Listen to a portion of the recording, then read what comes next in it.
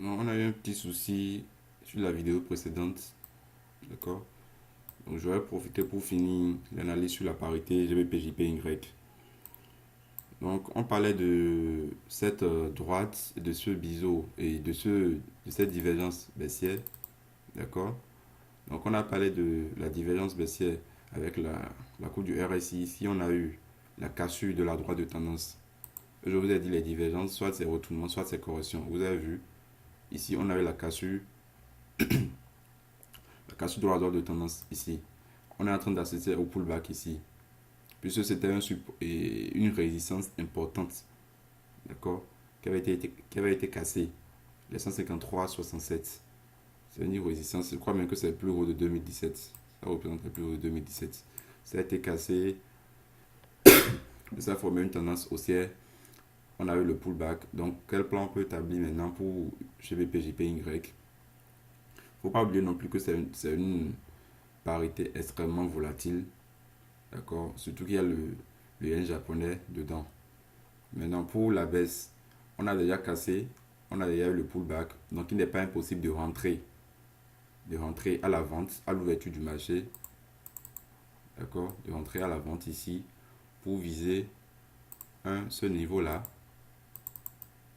D'accord? Parce que si le prix s'est arrêté ici, c'est parce qu'on avait ce sommet ici. Donc, ce n'est pas à négliger. Donc, on peut vendre pour viser d'abord les 153,09. Donc, ça fait 40 pips. 40 pips. Vente et le sommet sera, et comment appelle-t-on, le stop loss au-dessus de ce sommet. Donc, ça fait 37 pips pour 23 pips de stop. On a quand même un bon ratio. Maintenant, si cassure de ce niveau, donc on risque d'aller chercher les plus bas. D'accord? De toute façon, on a déjà tracé ce niveau-là. Donc, vente, visée 143 et 153,09, 152, 114, 152,03, ainsi de suite, 151,46. Maintenant, il ne faut pas oublier que nous sommes sur une parité extrêmement volatile et qui est haussière. GBP est haussière depuis un moment. Donc, on va essayer d'établir également un scénario pour la hausse. Pour la hausse, je vois qu'on a une petite... Voilà.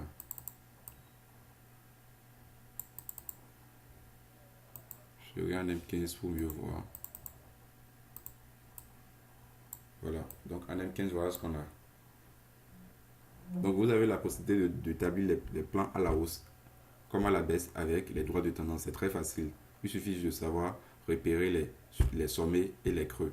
Donc, si cassure de cette petite droite de tendance, on peut acheter et ce sera la continuation de la hausse. D'accord? Ce sera la continuation de la hausse. Donc, le plan à la vente, on a établi ça, c'est cassure et vente pour viser d'abord les 153,08 et 0,9, excusez-moi, puis 152, 114, ainsi de suite.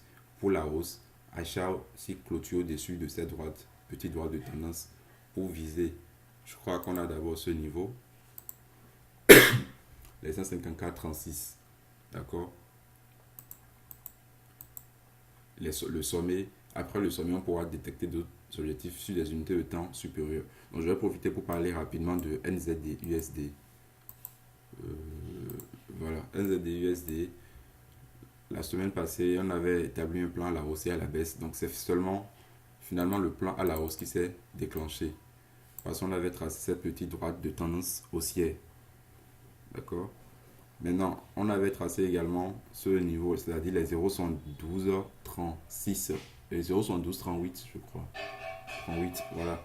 0,7238, ça a été cassé.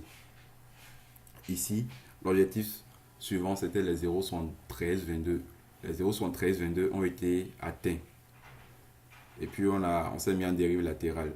Donc, si on doit établir un plan pour la baisse, bon, pour la hausse, d'abord, c'est la cassure des 0,7322 pour aller chercher des objectifs un peu plus bas.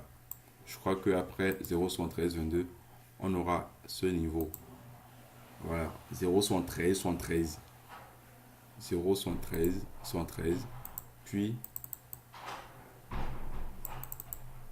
0,14, 52. Ça, c'est pour le plan à la hausse. Pour le plan à la baisse, on a la droite de tendance ici qu'il faut casser.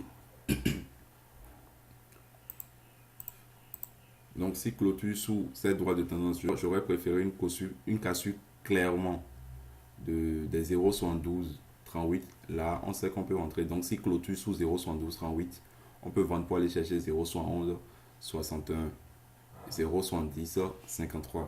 Donc, les niveaux qu'on avait déjà tracés sur NZD, USD. Donc, je crois que c'est tout ce qu'on peut dire, bon, ce que j'ai préparé pour cette semaine. Je vous remercie et passez une très bonne semaine.